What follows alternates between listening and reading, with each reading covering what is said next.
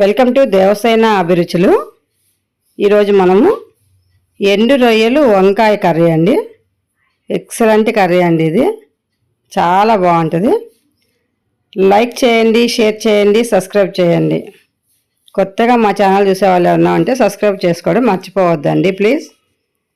ఇది వంకాయ ఎండు రొయ్యలు ముద్ద కర్రీ అండి. ఇది చాలా టేస్టీ కర్రీ. ఇది అంటే తినేటోళ్ళకి టేస్టీ అండి, తినే వాళ్ళకి అబ్బాయి ఇదేంటి అనుకుంటారు, కానీ తినేటోళ్ళకి మాత్రం దీని యొక్క రుచి తెలుస్తుందండి. చాలా ఇష్టపడతారు ఈ కర్రీ అంటే చాలామంది.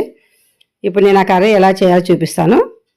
ముందుగా మనము 1/2 kg వంకాయలు తీసుకుందామండి. లేతగా ఉన్న వంకాయలు చూసి తెచ్చుకోవాలి. ఒక ఆనియన్, ఒక 6-7 టమాటాలు, ఎండు రొయ్యలు. ఇవి ఎండు రొయ్యలు అండి, మార్కెట్లో అమ్ముతారు. ఇవి మామూలుగా తెచ్చేసి వాటి తలకాయలు అన్నీ తీసేసి తలకాయలు తోకలు ఒలిచేసుకోవాలి. ఇప్పుడు స్టవ్ మీద కడాయి పెట్టి కడాయిలో రొయ్యలు వేసేసి బాగా వేపుకోవాలండి. కొంచెం కలర్ వచ్చే వరకు వేపుకోవాలి లైట్గా. మాడిపోకుండా సిమ్లో పెట్టి వేపుకోండి. ఎందుకంటే కొంచెం వేపుకున్నామంటే దానికి ఉన్న ఆ కాళ్ళు అవి ఉంటాయి కదా, అవన్నీ రాలిపోతాయండి నీట్గా. అందుకని వేపుకోవాలి. వేపుకున్న తర్వాత ఒక్కసారి చేత్తో అట్లా నలిపేసి కడిగేసుకున్నామంటే నీట్గా శుభ్రంగా వచ్చేస్తాయి. అవన్నీ కూడా వెళ్ళిపోతాయి. ఇప్పుడు కడిగి పక్కగా పెట్టేసుకోవాలండి. కడిగి పక్కగా పెట్టుకున్నాక మనం స్టవ్ మీద కుక్కర్ పెట్టుకొని కుక్కర్లో చేసుకుంటున్నామండి. పోపు గింజలు వేసుకుందాము. పోపు గింజలు వేసేసి ఆనియన్ వేసుకోవాలి. ఆనియన్ సన్నగా తరిగి పెట్టుకోవాలండి. ఈ ఆనియన్ కొంచెం వేగేటప్పుడు మనం దీంట్లో సాల్ట్ వేసుకోవాలి. కర్రీకి సరిపడిన సాల్ట్ వేసేసుకోవాలండి. అలాగే పసుపు వేసేసుకోవాలి. పసుపు వేసిన తర్వాత కొంచెం కరివేపాకు వేసుకోవాలి. కరివేపాకు వేసిన తర్వాత మనం కడిగి పెట్టుకున్న ఎండు రొయ్యలండి. ఇవి ఎండు రొయ్యలను కూడా వేసేసి బాగా నూనెలో వేపాలండి. ఇవి కొంచెం మంచిగా చూడండి, ఆయిల్ మనకు కనిపిస్తుంది కదా, ఆ విధంగా వచ్చే వరకు వేపుకోవాలి.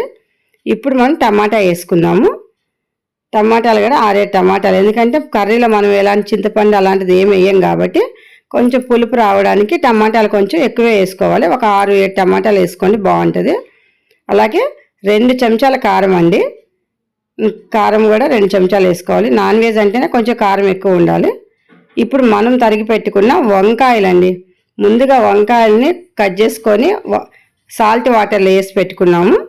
ఇప్పుడు కర్రీ చేసేటప్పుడే వాటర్లో నుంచి బయటికి తీయాలి. ముందుగా అయితే బ్లాక్ అయిపోతుంది. ఇప్పుడు ఇందులో కొంచెం ధనియాల పొడి వేసేద్దాము. డ్రై రోస్ట్ ధనియాల పొడి వేసుకోవాలండి. ఈ కర్రీకి మంచి స్మెల్ బాగుంటుంది, టేస్టీగా ఉంటుంది. కాబట్టి డ్రై రోస్ట్ ధనియాల పొడి మాత్రం వేసుకోండి. కొంచెం వాటర్ వేసినామంటే వేసినాం, కొన్ని వాటర్ వేసుకోవాలి, ఎక్కువ వేయకూడదు. ఎందుకంటే మనం కుక్కర్లో పెడుతున్నాం. కుక్కర్లో ఒకే ఒక్క విజిల్ పెట్టాలండి. ఇది విడిగా వండినామంటే చాలా టైం పడుతుంది. కాబట్టి కుక్కర్లో అయితే ఒక్క విజిల్ పెట్టేసామంటే నీట్గా అయిపోద్ది. చూడండి ఎంత బాగా ఉడిగిపోయిందో. 2 నిమిషాల కర్రీ రెడీ అయిపోద్దండి ఇది కుక్కర్లో. కాబట్టి అదే విడిగా పెట్టామంటే చాలా టైం తీసుకుంటుంది, కొంచెం లేట్గానే అవుతుంది. కుక్కర్లో ఒకే ఒక విజిల్. ఎంత చేతగాని వంట చేయడం చేతగాని వాళ్ళు కూడా చేసేసుకోవచ్చండి. అంత సులభంగా చేసుకోవచ్చు కుక్కర్లో. ఇంకొకటి అండి, చలికాలంలో ఏ వంటలు చేసినా కానీ గ్యాస్ చాలా అవుతుంది. మనకు గ్యాస్ సేవ్ చేసుకోవాలన్నా కానీ మనం కుక్కర్లో వండుకోవడం సేఫ్ అండి. ఇది గ్యాస్ గురించి అయినా మనం కుక్కర్లో పెట్టుకోవడం ఈజీ, టైం కూడా సేవ్ అండి. మనకు కుక్కర్లో పెట్టేసామంటే త్వరగా అయిపోద్ది. కాబట్టి ఆఫీసులకు వెళ్ళే వాళ్ళు కానీ ఎవరైనా సరే కుక్కర్లో వండుకోవడం మంచిదండి. ఏ కర్రీస్ అయినా కుక్కర్లో పెట్టేసామంటే ఈజీగా అయిపోతుంటాయి, టైం కూడా సేవ్ అవుతుంది మనకు. చూడండి కర్రీ రెడీ అయిపోయింది. ఎలా ఉందో మీరు కూడా చేసుకొని తిని చూసి ఎలా ఉందో మాకు కామెంట్స్ పెట్టండి. Thank you for watching.